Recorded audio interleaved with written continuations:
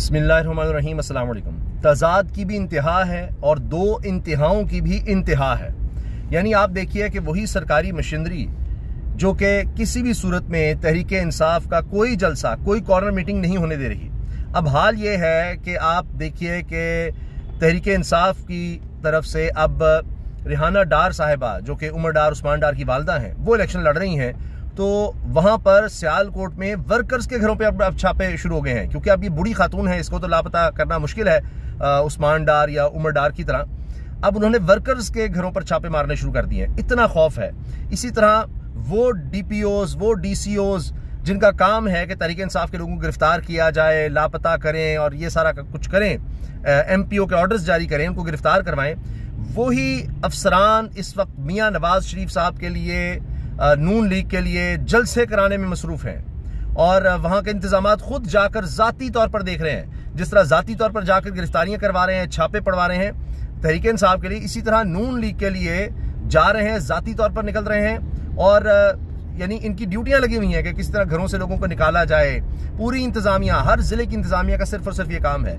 मगर हाल क्या है आप अंदाजा लगाइए, पहला जलसा ही इतने बुरे तरीके से फ्लॉप हुआ है मियां नवाज शरीफ साहब का कि अब उन्होंने मजीद जलसे करने से इनकार कर दिया है। अब उन्होंने कहा है कि मैं कहीं नहीं आऊंगा। ये हाल है, ये तो उनका गढ़ था, हाफजाबाद उनका गढ़ माना जाता है। हाफजाबाद के बारे में कहा जाता है कि जी बड़ा सोच समझकर उन्होंने ये फैसला किया था कि मियां नवाज शरीफ जो इलेक्शन कैंपेन का आगाज करेंगे खुद से, वो हाफजाबाद से कर रहे होंगे। और जाहिर है कि 3 महीने से इसके इंतजामात चल रहे थे जब से मियां नवाज शरीफ साहब पाकिस्तान आए हैं, और बड़ी सोच विचार के बाद ये किया गया। इसीलिए आप देखिए कि स्कूल बंद किए गए, इस तरह जो भी तालीमी निज़ाम था वो सारे ज़िले का बिल्कुल बंद कर दिया गया। ज़ाहिर है ड्यूटियाँ लगनी थी और बच्चे भी इसमें परेशान, नाराज़। असदुल्ला साहब ने अपने वीलॉग में इसका जिक्र किया है, वीडियोज़ भी मौजूद हैं जहाँ बच्चियाँ जो हैं वो कह रही हैं कि जी हमारे स्कूल क्यों बंद किए हैं, क्या कसूर है हमारा, हमारी तालीम में क्यों खर्च डाला जा रहा है। तो वहाँ पर नारे होते हैं कि जनाब तालीम हम देंगे, हम बिजली मुफ्त कर देंगे, लेकिन यहाँ पर हो ये रहा होता है कि जनाब तालीम तो वैसे बंद कर रहे होते हैं, बिजली मुफ्त क्या करनी इन्होंने। तो सारी इंतजामिया इस पर लगी थी। उसके बाद भी हाफजाबाद में आपने देख ली क्या सूरत हाल थी और वहाँ पर जो लोग आए वो किस तरह लाए गए। वहाँ पर नारे फिर भी इमरान खान के नजर आ रहे थे। मियां नवाज शरीफ साहब का चेहरा आप देख लीजिए, इतना उतरा हुआ था। यानी वो जिस तरह कहा था ना यासादी ने, टांगे कांप रही थी, पसीने छूट रहे थे, वो हाल था कि सर्दियां थी मगर पसीने छूट रहे थे। हाल ही बहुत बुरा था। और पहले भी मियां साहब ने जलसे किए हुए हैं, बहुत जलसे किए हुए हैं, हाफजाबाद में भी किए हुए हैं। तो वो जाहिर है कि देख कर समझ गए कि यहाँ तो अब कहानी खत्म हो चुकी है। और ये बात कई तज्जियाकार कर चुके थे, नुसरत जावेद समेत, कि जब आएंगे मियां साहब उनको पता लगेगा अब ये वो बात नहीं रही, ये वो पाकिस्तान नहीं रहा। और वो सूरत हाल उन्होंने देख लिया है। अब लिहाजा मियां नवाज शरीफ साहब ने बोरिया बिस्तरा किया है गोल और उन्होंने ऐलान कर दिया है कि पता नहीं कुछ जाती मसरूफियात हैं जिसकी वजह से अब वो मजीद किसी जलसे में नजर नहीं आएंगे। भाई इससे बड़ा क्या काम होगा कि इलेक्शन के लिए आप जनाब कैंपेन करने निकले। मगर हो क्या रहा है, ये लोग पूरी तरह से सहूलतकारी के बावजूद पैसा, रियासती वसाइल, सरकारी वसाइल, महकमे सब इनके साथ हैं, तो ये जलसा नहीं कर पा रहे, जिसकी वजह से अब मियां साहब कह रहे हैं मैंने जलसा नहीं करना। दूसरी तरफ क्या हाल है कि मुख्तलिफ जगहों पर, खासतौर पर खैबर पख्तूनख्वा में, क्योंकि वहाँ माहौल और है, वहाँ कोई सीनियर लीडरशिप नहीं है, अपने तौर पर लोग जो भी उम्मीदवार है वो आता है और ऐसा कामयाब जलसा हो जाता है। लोग मिसालें देते हैं कि भाई एक तरफ हाफजाबाद है और एक तरफ आप ये सूरत हाल देख लीजिए।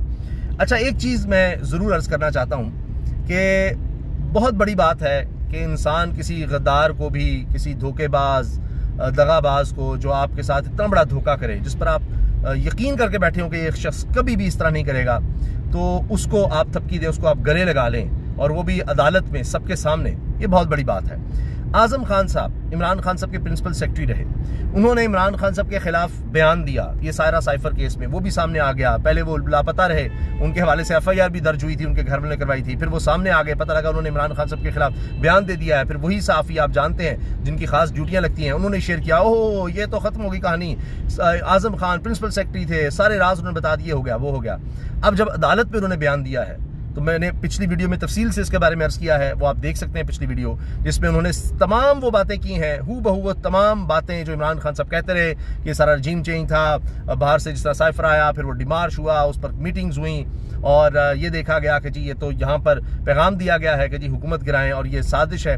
तो वो सारी बातें उन्होंने की। तो जब उन्होंने बयान अपना दे दिया, और इमरान खान ने शायद इसी वजह से कहा था कि कुरान मजीद पर इनसे हलफ लें आजम खान से, और इमरान खान साहब कहते रहे कि जो कुछ ये कहा जा रहा है या बड़े अपनी तरफ से बड़े बड़े नाम है सहाफत के, वो जो कुछ कह रहे हैं मैं तब मानूंगा जब मैं खुद आजम खान से सुनूंगा। तो आजम खान साहब जब अदालत में थे मौजूद और वहाँ पर इमरान खान साहब भी थे, तो आजम खान ने जब बयान दे दिया अदालत के सामने, तो इमरान खान साहब ने उनको फिर थपकी दी। कौन ऐसा करता है कि अपने मुखालिफ जो गवाह पेश किया जा रहा है उसको थपकी दी जाए? तो इस पर इमरान खान साहब से जब सवाल हुआ तो उस पर पूछा गया कि इमरान खान साहब आपने क्यों थपकी दी आजम खान को, तो आपके मुखालिफ और सबसे स्टार विटनेस और ये सब। तो इमरान खान साहब ने कहा कि उसने सच बोला। तो ये बात है जनाब। अब आप ये देखिए चित्राल में क्या मंजर है, आप देख सकते हैं। इसकी वीडियोस भी मैंने अपने अकाउंट एक्स पर, ट्विटर पर पोस्ट भी किए हैं, और वहाँ पर किस तरह की वीडियोस आ रही हैं, किस तरह का शऊर है, किस तरह के नारे हैं। इसी तरह आप देखिए कोहाट में, वहाँ भी ये सूरत हाल है। मालाकंड डिवीजन में आप देखिए अजीब मंजर है। यहाँ तो पंजाब में निकलने नहीं दिया जा रहा, सिंध में, दीगर इलाकों में, लेकिन उसके बावजूद आपने देखा कि शेर अफजल मरवत जहाँ जाते हैं छापे और पता नहीं ऐसे जैसे पता नहीं कितना बड़ा कोई वांटेड आ गया है, और वहाँ क्या हालात बन रहे होते हैं, मगर फिर भी लोग इकट्ठे हो जाते हैं, लोग आ जाते हैं। अच्छा, इसके साथ दूसरी तरफ क्या हो रहा है तहरीक इंसाफ के साथ? विहाड़ी में जनाब बूरेवाला में हल्का PP 231 से उम्मीदवार तहरीक इंसाफ खालिद निसार डोगर के डेरे पर पुलिस ने रेड किया है, घेराव किया है और इलाके को नो गो एरिया बना दिया। गिना नहीं जा रहा कितनी गाड़ियां हैं पुलिस की। फिर कहते हैं पुलिस नफरी नहीं है, इतनी गाड़ियां। और जनाब ये बड़े लेटेस्ट मॉडल की गाड़ियां हैं, जिसको आप आम जुबान में डाले कहते हैं ना, वो वाली गाड़ियां, और पुलिस ही पुलिस है। आप अंदाजा लगाइए ये खौफ। फिर होता क्या है कि आज सुबह फैसलाबाद से अदालत के बाहर से अगवा किया गया साबिक वजीर को, ख्याल कास्त्रो को। पहले भी गिरफ्तार हुए, रिहा हुए, और जिस तरह उनको खींचा गया है, वो 5-10 लोग, किसी ने बाजू पकड़ा हुआ है, किसी ने टांगे पकड़ी हैं और घसीट कर ले जा रहे हैं, दिन दिहाड़े इनको अगवा किया गया। ये हो रहा है इनके लोगों के साथ कि जिसके भी कागजात नामजदगी मंजूर हो गए, जो मैदान में खड़ा है उसके साथ। हाल हमारा ये हो गया, सरकारी इदारे तबाह होकर रह गए। क्या हमारा PCB, क्या क्रिकेट बोर्ड, पिछले 6 मैच, हम टेस्ट हो, T20 हो, हम मुसलसल हार रहे हैं। बड़े अरसे के बाद हम ये देख रहे हैं। तो ओपनिंग पेयर तबाह कर दिया हमारा मोहम्मद रिजवान और बाबर आजम। बड़े शौक पूरे किए जा रहे हैं, जिस तरह सारा कुछ रजीम चेंज में। तो मैं मिसाल ही देना चाह रहा हूं कि इदारे किस तरह तबाह किए जाते हैं। अब PTV को तबाह कर दिया। वहां पर अगर आप देखें, मैच दिखाया जा रहा है न्यूजीलैंड और पाकिस्तान के दरमियान, तो वहां पर एक नौजवान ने पोस्टर लिया हुआ था, हाथ में उठाया हुआ था इमरान खान का, और लेजेंड का उसने लिखा हुआ था, लेजेंड ऑफ द लेजेंड्स। तो जब ये कट हुआ, जाहिर है कि वहां पर जो भी इंतजामिया थी या जिन्होंने भी वहां पर इंतजाम किए हुए थे मैच दिखाने के, तो उनकी तरफ से तो PTV बंद हो गया, PTV नशरियात बंद हो गई कि जी इमरान खान की किस तरह तस्वीर आ गई है। तो ये क्या लेवल प्लेइंग फील्ड होनी है? हर कोई इसको कह रहा है कि पाकिस्तान की तारीख के सबसे ज्यादा बदनाम, सबसे ज्यादा रिग्ड, सबसे ज्यादा 2 नंबर, सबसे ज्यादा गैर कानूनी, गैर आईनी इलेक्शंस होने जा रहे हैं, और इसमें सब मुलव्वस हैं। लेकिन फिर भी खौफ ज्यादा है कि मियाँ साहब कह रहे हैं जब मैंने जलसे नहीं करने। आप अंदाजा तो लगाइए। अब ये भी कहा जा रहा है इसमें हाफिजाबाद में लोग नहीं आए, सारे इंतजामी मिलकर आई, फिर मियाँ साहब के पास बयानिया कोई नहीं है, इंटरेस्ट ही नहीं रहा, और फिर उनको भी नजर आ रहा है कि भाई जिस तरह ये सारा कुछ मेरे लिए किया जा रहा है, बदनामी इतनी हो रही है मेरी, और मुझे इस तरह जबरदस्ती बिठा भी दिया जाएगा, तो इख्तियार तो मेरे पास जीरो होगा। इसलिए उनका चेहरा उतरा हुआ है कि काबीना भी अपनी मर्जी की नहीं रख सकते। ये उनको बता दिया गया कि 10 टेक्नोक्रेट्स होंगे, और इसहाक डार साहब कहीं करीब भी ना फड़कें, जो उनके करीब तरीन आदमी हैं, जिनके बगैर वो चलते ही नहीं हैं, वो तब डिप्टी प्राइम मिनिस्टर की तरह थे। तो अब आप हाल देखिए कि इसहाक डार नहीं होंगे। मियाँ साहब को वाज़ेह तौर पर पैगाम दे दिया गया, बता दिया गया है। अच्छा, इसके अलावा जनाब आप ये देखें कि हबीब अकरम साहब ने कहा है कि मैंने जो ये झंडे परचम बेचने वाला होता है उससे पूछा कि जनाब कितने झंडे बिकते हैं और 10 में से कितने किस जमात के होते हैं। उसने कहा 10 का मैं नहीं बता सकता, 100 के बारे से बता सकता हूँ। 95 तहरीक इंसाफ के झंडे ले जाए जाते हैं, 95। तो अब वो 10 में से किस तरह ये रेशो निकालता, 9.5 कहता। तो उसने इसलिए कहा 100 में से 95 तहरीक इंसाफ के और 5 दूसरी जमातों के, लेकिन लहराने की इजाजत नहीं है। तो फिर हबीब अकरम साहब ने कहा बहुत जबरदस्त जुमला कि लोग क्या सिर्फ अपनी याद के लिए, अपने पास रखने के लिए ले जा रहे हैं, इसका मतलब है। अंदाजा लगाए ना आप क्या सूरत हाल है। और ये हबीब अकरम साहब हैं जो पाकिस्तान में इस वक्त सबसे आगे हैं सर्वेस करने में, और सबसे अच्छे सर्वेस हबीब अकरम साहब सीनियर साफी हैं वो करते हैं। ख्वाजा आसिफ साहब का बयान आ गया है, वो कहते हैं जी हल्के में पीटीआई की मकबूलियत है लेकिन कोई परेशानी नहीं। तो किसी ने कहा कि जी परेशानी क्यों होगी, वो फिर फोन कर लेंगे, जिस तरह बाजवा साहब को फोन किया था। तो असल में बहुत ज्यादा परेशानी, मैंने इसलिए आपको कहा ना कि अब उस्मान डार की वालिदा इलेक्शन में है, तो उनका तो जनाब वो जो नगमा आया है वही आप सुन ले तो कमाल है।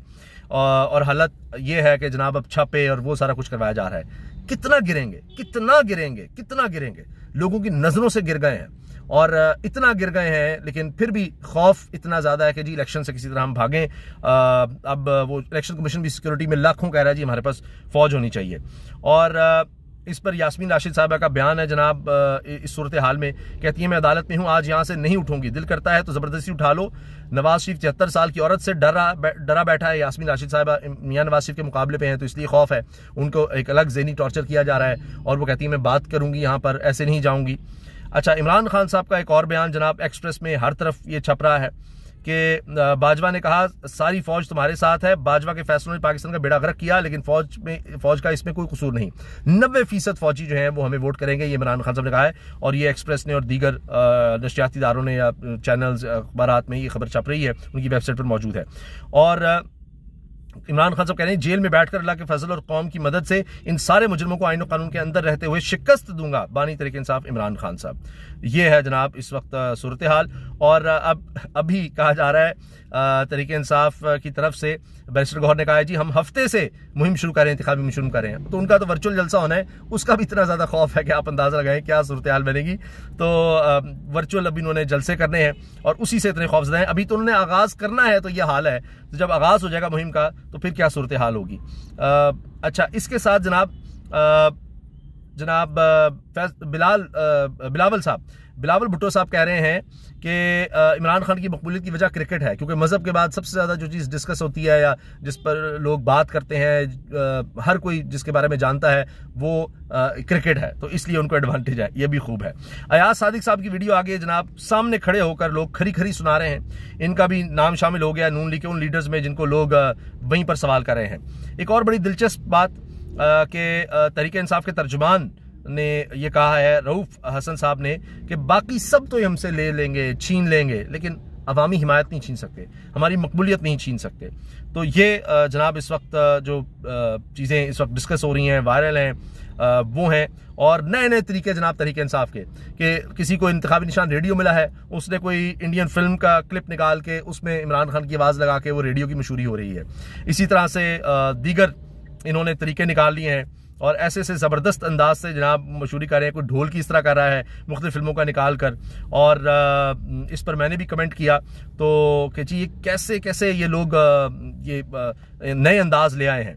तो इसमें बात यह है कि इतनी करोड़ों रुपया लगाकर प्रोडक्शन की जाती है नून लीग जैसी जमातों की तरफ से, और सिर्फ ये कि जो दिल से चाहता है वो घर बैठे कोई क्लिप निकालता है, कोई मशहूर क्लिप, और उसको ऐसा रंग देता है कि जनाब हर कोई हैरान रह जाता है कि अब इसका मुकाबला कैसे किया जाए, किस किस अंदाज से वो अपने इंतखाबी निशान की मशहूरी कर रहे हैं। इसके अलावा जनाब चंद और खबरें जिन पर बात करनी ज़रूरी है, उनमें एक खबर यह आई है कि जी सेशन जज अता रबानी साहब, साकिब बशीर साहब इनके बारे में कह रहे हैं, सेशन जज जो है ना तजर्बाकार, बिला खौफ व खतर और बगैर दबाव के काम करने वाले जज हैं, लेकिन जून 2023 से OSD बना रखा है। अब इनकी खिदमत वापस लाहौर हाईकोर्ट को दे दी गई। मैं भी सोचता था कैसा जज है जो बगैर किसी दबाव के लिए मेरिट पर काम कर रहा है, तो ऐसे जज नहीं चाहिए। यहाँ वो जज चाहिए कि जब ऊपर से ऑर्डर आए तो जो कहा जाए वो कर दिया जाए और बस उस पर लग जाए। अच्छा, ये deputy commissioner DPO Mansehra Thakra stadium में नवाज शरीफ के जलसे के इंतजामात का जायजा ले रहे हैं, और कुछ रोज पहले इन्हीं DC साहब ने PTI उम्मीदवारों के 3 MPO के ऑर्डर्स जारी किए, और इन्हीं DPO साहब के हुक्म पर PTI कन्वेंशन की कुर्सियां और स्टेज उखाड़े गए। रिजवान गलजई ने ये बात जो है ट्वीट की है। अच्छा, और फिर इमरान खान साहब का बयान, 2018 में कंट्रोल्ड हुकूमत लेना इमरान खान ने अपनी गलती करार दिया कि भाई इस तरह की हुकूमत नहीं लेनी चाहिए थी, बेसाखियों पर थी, तो इससे बेहतर है बंदा अपोजिशन में बैठे। ये सब कुछ खलाई मखलूक कर्नल साहब करा रहे हैं। कर्नल साहब, मैं इमरान बोल रहा हूँ। बानी PTI ने अदालत में लगे कैमरे को हाथ हिला दिया, अदालत में कहके लग गए कि भाई ये सारा कुछ यहाँ से हो रहा है। उन्होंने कहा सारे इंतजाम तो आपने संभाले में, ये सब हो रहा है। मगर इस सब के बावजूद खड़े रहना बहुत बड़ी बात है कि कमाल जनाब तहरीक इंसाफ मुकाबला कर रही है। और अफसोस ही होता है कि पंजाब में आप देखिए क्या ब्यूरोक्रेसी सब किस तरह से कर रहे हैं, लेकिन खैबर पख्तूनख्वा में शायद वहाँ हालात ऐसे हैं कि वहाँ पर जनाब ब्यूरोक्रेसी भी बेबस नजर आ रही, लेकिन यहाँ उनका फिर भी बस चल रहा है, लेकिन दिलों में बस नहीं चल सकता, वलवले और जोश में नहीं चल सकता। शायद वक्त करीब है कि यहाँ भी आप देखेंगे कि लोग उसी तरह निकल आएंगे, कितने लोगों को गिरफ्तार किया जाएगा, कितने लोग कंट्रोल किया जाएगा। जेल ट्रायल कवर करने वाले साफ़ी असद मलिक साहब ने कहा है, इमरान खान के बारे में तासुर था कि वो जेल में इतना अरसा नहीं गुजार सकेंगे, लेकिन इतना अरसा जेल में रहने के बावजूद आज भी उनके चेहरे पर ताजगी है। तो ये जनाब चीज़ें हैं। और बैलेट पेपर्स के हवाले से देखिए कि डॉन न्यूज़ के खबर है छपाई रोक दी क्योंकि बैलेट पेपर्स की छपाई से कबल बड़ी तैनाती की गई। निगरान हुकूमत ग्रेड 22 के अफसर मोहम्मद उस्मान चाचड़ को MD पाकिस्तान पलटने का ऑपरेशन लगा दिया। ऐसे लोगों को लगाना है जो जनाब रखने डालें, जो मसाइल पैदा करें। ये जनाब हालात हैं। अशर बाजवा कह रहे हैं पिछले 24 घंटे में PTI, PMLN और PPP के एक्स अकाउंट की रिपोर्ट, सबसे ज्यादा पोस्ट PTI ने अपलोड की, सबसे ज्यादा फॉलोअर्स का इजाफा भी PTI का रहा। हर तरफ तरीके इंसाफ नजर आ रही है, इमरान खान के बयानात नजर आ रहे हैं, और यही वजह है कि अब मियाँ साहब के पास भागने के अलावा कोई चारा नहीं। अल्लाह हाफिज।